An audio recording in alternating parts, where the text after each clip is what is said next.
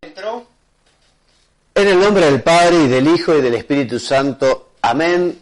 Nuevamente juntos, queridos amigos, en nuestro informativo teológico La Fe Cristiana, aquí en hora 60, con la presencia estelar de nuestro único alumno presencial, Mariano Reino Buch, que está en los controles. ¿Cómo estás, Mariano? ¿Cómo estamos, Juan? Volvimos después de mucho. Volvimos, aquí estamos nuevamente hoy, pero ya con nuestro tema 35. Estamos a 5 temas de terminar nuestro ciclo. Dios mediante, finalizando esto, vamos a comenzar con unas meditaciones, unos ratos de oración. Me han pedido también predicar un retiro espiritual, así que vamos a tener un retiro espiritual en YouTube, Dios mediante. Pero en fin, todavía nos quedan ver los mandamientos. Y los últimos 2 programas son sobre la oración, siguiendo el mismo esquema que el Catecismo de la Iglesia Católica. Bueno, Mariano, hoy hablamos del 6º mandamiento, ¿no? Y comenzamos diciendo cómo Dios, cuando creó a Adán y Eva, los creó hombre y mujer, los creó como matrimonio, como esposos, les dio la tarea de multiplicarse, de dominar la tierra. Dios hace al hombre a su imagen y semejanza y de alguna manera también le da el don enorme de poder procrear. Dios es el creador, pero el hombre puede procrear, el hombre puede traer otros hombres al mundo, ¿no?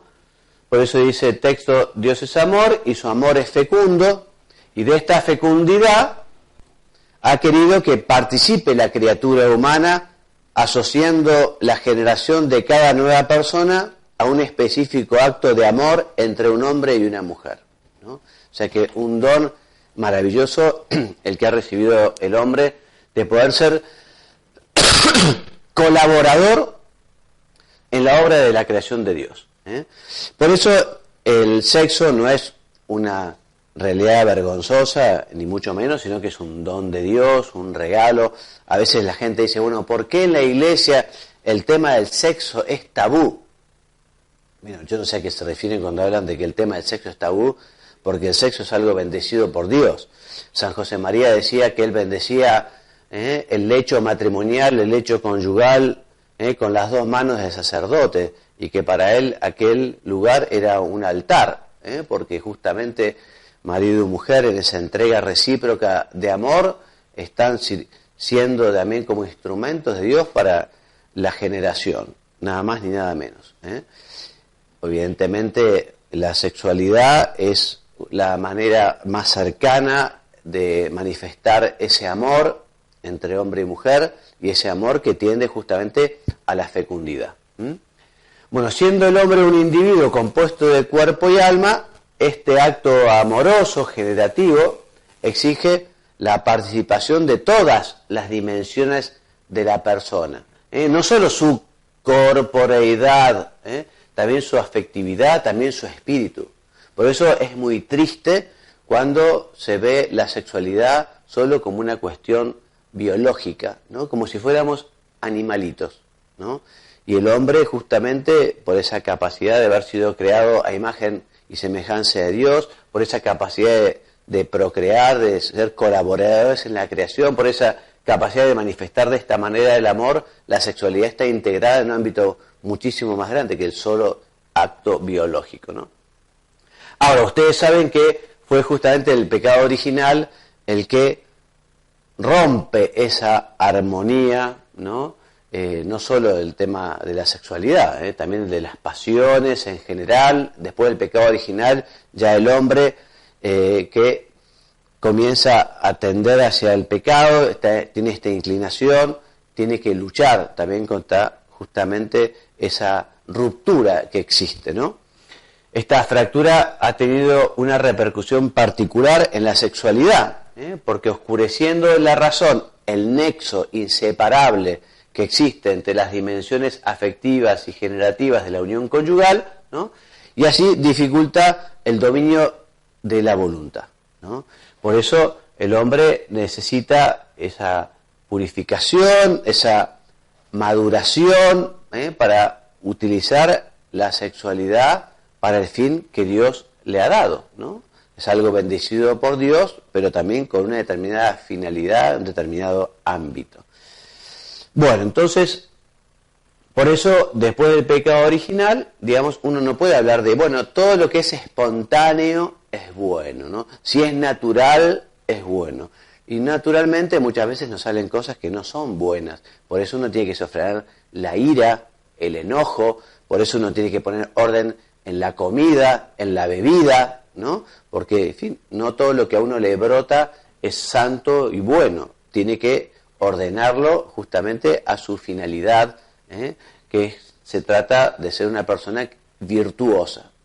Y la virtud de la templanza, ya lo veremos, nos invita justamente a poner orden y concierto en la sexualidad, en la comida, en la bebida, etc., ¿no? Entonces, los hombres todos estamos llamados a vivir la virtud de la castidad. Castidad es distinto a continencia. Castidad quiere decir vivir la sexualidad en el ámbito que en el ámbito que cada uno está. O sea, marido y mujer viven la castidad a través, digamos, del don de sí, la entrega también en la sexualidad. En cambio, el que es soltero vive la castidad en la continencia, ¿no? Bueno, cada uno de los dos sexos es con una dignidad igual, aunque de manera distinta, imagen del poder y de la ternura de Dios. La unión del hombre y la mujer en el matrimonio es una manera de imitar en la carne la generosidad y fecundidad del Creador. El hombre deja a su padre y a su madre y se une a su mujer y se hace una sola carne. Muchas gracias, Mariano, por ofrecerme el agua, pero estoy medio resfriado, así que me viene muy bien. Gracias. Entonces, bueno, de esta unión procede todas las generaciones humanas. Esto lo vamos a pasar. Hablemos de esta vocación que tienen las personas a vivir la castidad en el sentido de vivir ese orden, esa coherencia, esa exigencia de utilizar la sexualidad para el fin o el destino que Dios le ha dado. El catecismo habla de vocación a la castidad, ¿no? Porque efectivamente esta virtud es condición y parte esencial de la vocación al amor y al don de sí, con el que Dios llama a cada persona. De hecho, la castidad hace posible el amor. Cuando no hay castidad, cuando no hay orden en la sexualidad, es imposible vivir el verdadero amor entendido como donación y entrega, como búsqueda del bien de la persona amada. La castidad entonces, ¿qué es? Virtud que habilita a la persona y la conduce en el arte de vivir bien, en la benevolencia y la paz interior con los demás hombres y mujeres, consigo misma, pues la sexualidad humana atraviesa todas las potencias, desde lo físico, también material, hasta también lo más espiritual, coloreando las distintas facultades según lo masculino y lo femenino. Por eso, la virtud de la castidad no es simplemente un remedio contra el desorden que el pecado origina en el ámbito sexual, ¿no? Sino que es una afirmación gozosa porque permite amar a Dios y a través de él a los demás hombres con todo el corazón, con toda el alma, con toda la mente, con todas las fuerzas, ¿no? Dicho de otra manera, a contrario sensu, quien no vive la pureza, quien no vive la castidad, quien se deja llevar por la lujuria, quien se deja llevar por las pasiones, es difícil o imposible poder amar a Dios y poder amar a los demás, porque efectivamente la sensualidad, la lujuria, lo que lleva es al egoísmo, ¿no? Lleva al egoísmo y no a la donación, a la entrega. Entonces, esta virtud de la castidad, les decía, forma parte de la virtud cardinal de la templanza, ¿no? Y significa esa integración de la sexualidad en la persona. Y por ello, en esa unidad que existe en el hombre de lo interior, de lo espiritual y lo corporal. El hombre es cuerpo y alma y tiene que integrar ambas. Por eso también es muy importante la formación de las personas sobre todo de los jóvenes, para hablar de la castidad y explicar la profunda y estrecha relación entre capacidad de amar y la sexualidad y la procreación. Ustedes me dirán, bueno, pero hoy estos temas están bastante pasados de moda, ¿no? Hoy hablar de castidad, hoy hablar de pureza, hoy hablar a los novios que tienen que prepararse para el matrimonio y recién dejar esta entrega de cuerpo y alma en la sexualidad, cuando esté ese compromiso. Bueno, hay mucha gente que no lo entiende. Puede ser que es difícil entender y evidentemente para poder conseguirlo hace falta la gracia de Dios, ¿no? Pero te cuento, Mariano, una anécdota al respecto, a ver si vos podés también enriquecerla desde la perspectiva de tus amigos. Una vez estaba yo en un confesionario, vino una persona joven que justamente lo que le estaba costando era el vivir la pureza en el noviazgo, ¿no? Entonces me decía, padre, lo que pasa es que nos pasa que nosotros queremos resolver todo con el sexo, pero la sexualidad es tan fuerte, el impacto, que después no nos permite ver otras cosas, como que esto es tan fuerte que tapa todo. Entonces nosotros queremos arreglar esto de esta manera, pero nos quedan un montón de cuestiones pendientes que no podemos terminar de madurar por esta cuestión. A mí me pareció esto muy cierto y además que me lo diga un joven y que lo haya experimentado, ¿no? Entonces, si vos con las conversaciones con tus amigos y esto es un tema que sale, en fin, yo el otro día hablando también con una persona con cero formación cristiana, cero formación cristiana. Pero bueno, cuando le explicaba que en la vida cristiana la sexualidad está orientada para el matrimonio, ¿no? Y que hasta ese momento había que vivir eso, la continencia, claro, la persona esa, digamos, le parecía algo demencial, ¿no? Para este tiempo de hoy, pero ustedes están absolutamente desfasados del tiempo, ¿no? ¿Cómo ustedes pretenden que la gente viva así, sin sexo, hasta que se case? ¿No? No sé, este tema con tus amigos, ¿sale? ¿Qué experiencia tenés vos? No, creo que es muy complicado. Para mí es uno de los temas más complicados porque, en definitiva, se manifiesta más la situación de a lo que te quiere llevar la sociedad, digo, en la situación del sexo. Entonces, socialmente se fue imponiendo cosas sí. Que hoy por hoy ya casi parece irreversible, al punto tal que si uno dice, no, yo guardo mi situación para el matrimonio, sí. Es lo raro. Cuando sí. digo, bastante, no, sí. Nuestros antepasados, digo, era lo natural y era lo normal y era como se debía desarrollar la sociedad. Entonces, digo, me parece que es uno de los puntos que yo charlo con mis amigos desde este sentido y desde este lugar, de decir que es una de las mayores expresiones de correr tras la sociedad. Claro. Digo, ¿cómo lo veo yo? Sí. Pero por supuesto que es lo difícil. Es muy difícil y es complejo. Pero creo que es importante el trabajarlo en esa situación y en esa sintonía. Después sí, a ver, te dicen, o el planteo es, son raros, son anacrónicos, digo, claro. Están fuera de tiempo, pero creo que sería interesante trabajarlo sobre la referencia, mi consideración, de qué es lo máximo que la sociedad te impone esta situación.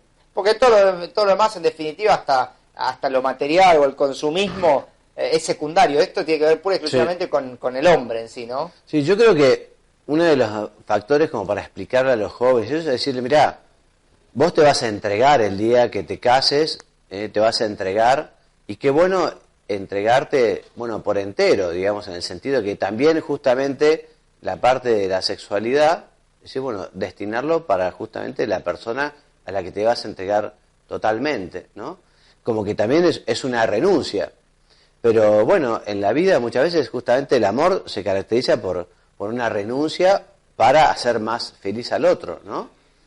Yo coincido y creo que por eso lo reparo tanto sobre la sociedad, porque la sociedad, o por lo menos los que nos quieren hacer creer, expone que tenés que tener un montón de chicas, que eso va ligado al éxito, que la situación de descontrol aparejado a eso es sinónimo de enaltecimiento o de grandeza. Digo, quizá todo eso resume sí una posición social, pero en definitiva eso es lo que nos quieren hacer imponer. ¿Cuántas publicidades vemos en la tele que el chico está rodeado de mujeres en un boliche? Exactamente. Entonces, esa situación me parece que es la que digo cuando atenta directamente sobre algo que me parece lo más particular, que es sobre la persona. No hay otro tema que yo vea en la sociedad que actúe tanto sobre la persona. Es verdad. Bueno, entonces, les decía, en el estado actual es muy difícil para el hombre vivir la ley moral natural, la castidad, sin la ayuda de la gracia, ¿no?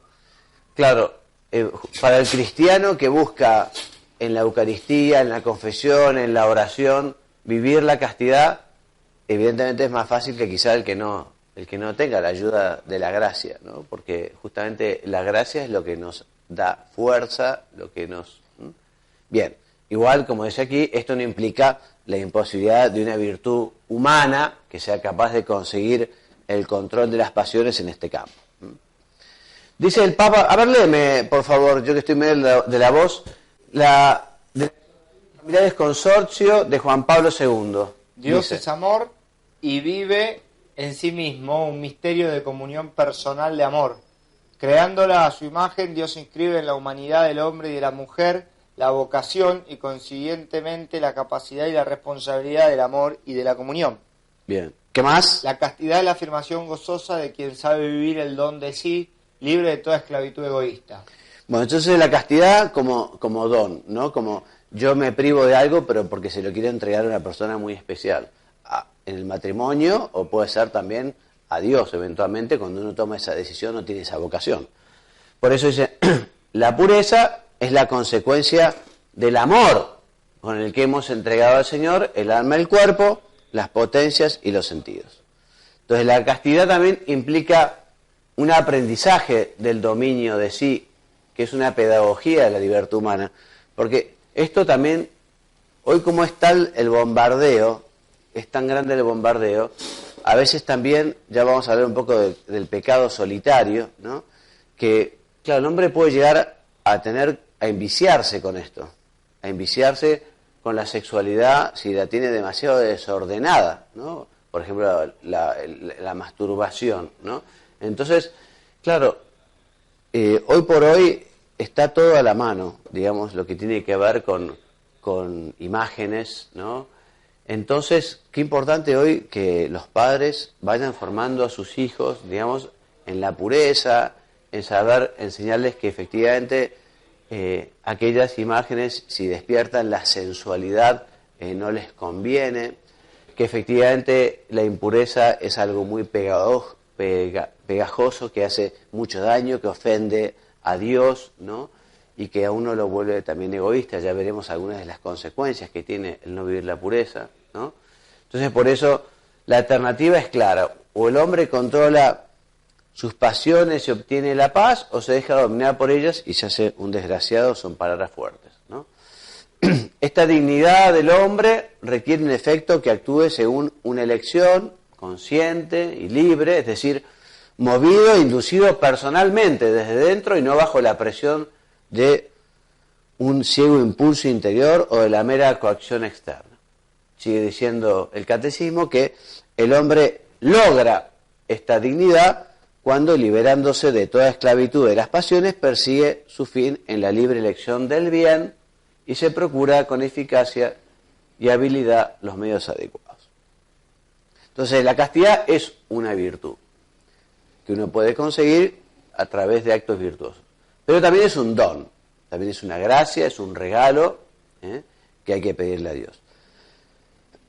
El Espíritu Santo concede al que ha sido regenerado por el agua del bautismo imitar la pureza de Cristo. Pues hay que pedirla también, ¿no? Si las personas dicen, bueno, me cuesta vivir la pureza, me cuesta vivir la castidad. Bueno, hay que poner algunos medios humanos, ¿no? Sobre todo evitar la curiosidad, evitar caminos que sabemos que nos conducen al error, al pecado, a la maldad, a caer.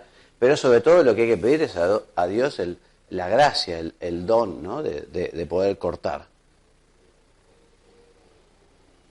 Bueno, hablemos un poquito de la educación a la castidad. Entonces, la castidad otorga el dominio de la concupiscencia. Concupiscencia es justamente el desorden que hay en la sexualidad. Y este dominio es una tarea que dura toda la vida y supone esfuerzo reiterado que puede ser especialmente intenso en algunas épocas, ¿no? O sea, después del pecado original, uno tiende hacia el pecado y bueno, y hay muchas tentaciones y justamente uno tiene que tratar de luchar contra esas tentaciones. Tentaciones que en sí mismas no son ni buenas ni malas, es más, podría decir que son buenas porque nos dan la posibilidad de rechazarla y elegir a Dios, ¿no? Pero a veces la tentación justamente nos hace tropezar y elegir el pecado y así equivocarnos y así ofender a Dios. Pues la castidad debe crecer siempre con la gracia de Dios y con la lucha ascética. La caridad es la forma de todas las virtudes y por eso bajo su influencia la castidad aparece como una escuela de donación de la persona. El dominio de sí está ordenado al don de sí mismo. ¿Se entiende esto? O sea, ¿por qué nosotros vivimos la castidad? ¿Por qué nosotros vivimos la pureza? ¿Por qué nosotros vivimos el dominio de nosotros mismos?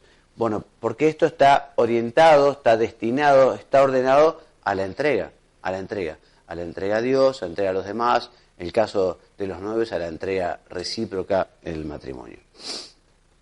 Entonces, la educación en la castidad es mucho más que lo que algunos reductivamente denominan educación sexual. Y además, a veces, lamentablemente o tristemente, se entiende por educación sexual solamente temas que tienen que ver con la información sobre métodos anticonceptivos, ¿no? A veces se limita solo a eso cuando es algo mucho más importante, más amplio, sería una educación para el amor. Entonces, la verdadera educación a la castidad no se conforma con informar sobre los aspectos biológicos, sino, repetimos, que ayuda a reflexionar sobre los valores personales y morales que entran en juego en lo relacionado con el nacimiento de la vida humana y la maduración personal. A la vez fomenta ideales grandes de amor a Dios y a los demás a través del ejercicio de las virtudes de la generosidad, del don de sí. Ya ven que todo esto va por el mismo lado. El pudor, que justamente lleva a que busquemos la protección de la intimidad, el pudor ayuda a las personas también a superar el egoísmo y la tentación. Hoy, digamos, está muy en boga una especie de vedetismo, de mostrar, y todo para afuera, que en parte es tontería humana, pero en parte también es vanidad, ¿no? Y es perder la interioridad, y es una falta de pudor, digamos. Uno tiene que tener esa discreción, ¿no? Y nada, por supuesto en el vestir, pero también en el hablar, en el escribir, un orden. Entonces, hoy hay mucho afán de figurar, ¿no? Y en ese sentido a veces las redes sociales juegan absolutamente en contra, un afán de figurar y de exagerar. Bueno, estamos hablando de la educación en la sexualidad, en el amor, entonces por eso dice aquí que el empeño de los padres tiene una responsabilidad muy grande, porque son los primeros y principales maestros en la formación de la castidad de sus hijos. Y en la lucha por vivir esta virtud son medios importantes. Por un lado, la oración, porque uno le pide a Dios la virtud de la pureza, la virtud de la castidad, la virtud de poner orden y cuidado en todo lo que tiene que ver con la sexualidad, ¿no? También, evidentemente, buscar los sacramentos, la confesión frecuente, la Eucaristía, el evitar el ocio, la pérdida de tiempo. Muchas tentaciones vienen porque uno está perdiendo el tiempo miserablemente. En cambio, si uno trabaja, tiene el tiempo bien aprovechado, hace deporte. También la moderación en la comida y en la bebida, porque de la mano de la justamente falta de templanza en la comida y en la bebida también va el tema de la sexualidad. El cuidado de los detalles del pudor, decíamos, de la modestia, la forma de vestir. Bueno. También desechar la lectura de revistas o diarios, o ver películas, ver series, ver cosas indecentes. Eso, la curiosidad a uno lo lleva por ese camino que muchas veces termina en ofender a Dios, ¿no?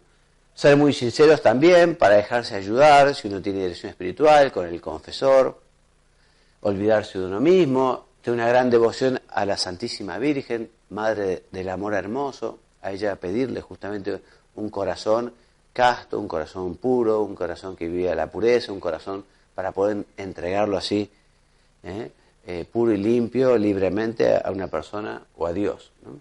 Entonces, por eso la castidad es una virtud eminentemente personal. a la vez implica un esfuerzo cultural, o sea que en el sentido, la sociedad debería colaborar con esto, y justamente todo lo que tiene que ver con la televisión, todo lo que tiene que ver con la publicidad, con la radio, bueno, debería colaborar a vivir esta virtud, este orden, ¿no? Por eso dice aquí que el respeto de los derechos de la persona reclama el respeto de la castidad, en particular el derecho a recibir una información, una educación que respete las dimensiones morales y espirituales de la vida humana, ¿no? O sea, también cómo se imparte esto que decíamos recién de la educación sexual, ¿no? Es un tema que hay que ver cómo se imparte, si es en los colegios, a los jóvenes, ¿no? A veces está muy distorsionado, además ni hablar ahora que se ha puesto de moda toda esta ideología de género que hace, digamos, de la sexualidad algo optativo, opcional, cultural, en fin, a través de allí se mete toda una bibliografía, una literatura que hace muchísimo daño, ¿no? Bueno, también las manifestaciones concretas con las que se configura y crece esta virtud serán distintas dependiendo de la vocación recibida. O sea, diferentes maneras de vivir la castidad, ¿no? Porque las personas casadas son llamadas a vivir la castidad conyugal, ¿no? Viven la castidad, pero digamos en la unión sexual, porque la castidad en los casados justamente es la manera de expresar el amor a través del encuentro sexual. Pero los que no son casados, porque justamente lo que enseña la Iglesia es que la sexualidad está orientada como manifestación de amor entre hombre y mujer cuando ya existe una entrega, una donación, ¿no? Donde ya existe un matrimonio, ¿no? Entonces, quienes no están casados practican la castidad en la continencia. Bueno, vamos a avanzar un poquito más, pues esto es muy largo, y vamos a hablar un poquito de la castidad en el matrimonio. También les decía que uno tiene que vivir la castidad en el matrimonio con esa entrega de sí, la grandeza del acto por el que el hombre y la mujer cooperan libremente con la acción creadora de Dios, realmente es algo tan importante, tan esencial, ¿no? Exige unas estrictas condiciones morales justamente por la importancia que tiene esa capacidad de generar, ¿no? Vida. Bueno, vamos a seguir avanzando un poco. Bueno, por ejemplo, cuando no se respeta el aspecto unitivo y procreativo en el matrimonio o en la fecundación artificial, que la Iglesia señala como algo inmoral. Si se lee la Donum Vitae, que es un documento de la Iglesia, este documento justamente explica cómo no se puede dejar de lado esas expresiones, digamos, el aspecto unitivo y procreativo tienen que ir juntos en el acto conyugal. Como enseña el Catecismo, el placer que se deriva de la unión conyugal es algo bueno y querido por Dios. Es algo bueno y querido por Dios. Por eso tienen que ir juntos. Bueno, también tiene que vivir la castidad quienes se entregan a Dios en cuerpo y alma, ¿no? Los sacerdotes, las religiosas, quienes han escuchado el llamado de Dios a la castidad, en el celibato viven la continencia, ¿no? Bueno, vamos a ir más rápido, esto es muy largo. Hablando del celibato sacerdotal, pero se puede también todo celibato por el reino de Dios. Benedicto XVI explica que no se puede comprender en términos meramente funcionales, pues en realidad representa una especial configuración con el estilo de vida del propio Cristo. O sea, no es sencillamente, bueno, los sacerdotes no se casan para así estar solos, más disponibles, tener más tiempo. Sí, está bien, eso es verdad. Pero también porque quieren justamente entregarse en cuerpo y alma y así configurarse particularmente con el estilo de vida del mismo Jesús. Bueno, y para ir terminando, porque esto es un poco largo, los pecados directamente así contra la castidad. Entonces, la lujuria es un deseo o un goce desordenado del placer venéreo, ¿no? Es el placer sexual que es moralmente desordenado cuando es buscado por sí mismo, separado de la finalidad que Dios le ha dado, que es justamente esa manifestación de amor entre hombre y mujer, en el matrimonio, etc. Entonces son siempre graves estos pecados cuando efectivamente hay pleno consentimiento, la materia es grave. El vicio de la lujuria tiene muchas y graves consecuencias. Por ejemplo, a ver, léeme lo que viene a continuación, que son justamente las consecuencias de este vicio. A ver. La ceguera de la mente por la que se oscurece nuestro fin y nuestro bien, la debilitación de la voluntad que se hace casi incapaz de cualquier esfuerzo, llegando a la pasividad, a la desgana en el trabajo, en el servicio, etcétera, el apego a los bienes terrenos que hace olvidar los eternos, y finalmente se puede llegar al odio a Dios, que aparece al lujurioso como el mayor obstáculo para satisfacer su sensualidad. Mira, estos serían, digamos, como consecuencias de dejarse llevar por este vicio, ¿no? Decíamos, la masturbación, que es la excitación voluntaria de los órganos genitales a fin de obtener un placer venéreo, digamos, es algo desordenado, es un acto pecaminoso. Por su misma naturaleza, la masturbación contradice el sentido cristiano de la sexualidad, que está al servicio del amor. La fornicación, que es la unión carnal entre un hombre y una mujer fuera del matrimonio, también es un pecado grave, atenta también la dignidad de las personas, de la sexualidad humana, naturalmente ordenada al bien de los esposos. Entonces, evidentemente, cuando existe esa infidelidad, eso es muy grave. Entonces, también son contrarias a la castidad las conversaciones, las miradas, las manifestaciones de afecto hacia otra persona, también entre novios, que se realizan con deseo libidinoso. O sea, libidinoso es deseo de justamente fomentar la sensualidad, la sexualidad, incentivarse sexualmente. Bueno, también la pornografía es un pecado, el consumir pornografía para justamente buscar esa excitación. Pornografía es la excitación del cuerpo humano como simple objeto de concupiscencia. También la prostitución, ¿no? A veces hay aprovechamiento de las personas y la trata es un pecado que a veces padecen personas que están desfavorecidas, ¿no? Y por eso se aprovecha. Pero quien libremente opta por prostituirse, por buscar dinero o por buscar placer, bueno, es un pecado grave, claramente, ¿no? La violación, que es forzar o agredir con violencia la intimidad sexual de la persona, también es un pecado gravísimo, atenta contra la justicia y la caridad. Muy bien, es siempre un acto intrínsecamente malo. Más grave todavía es la violación cometida por los padres o educadores con los niños, evidentemente es terrible.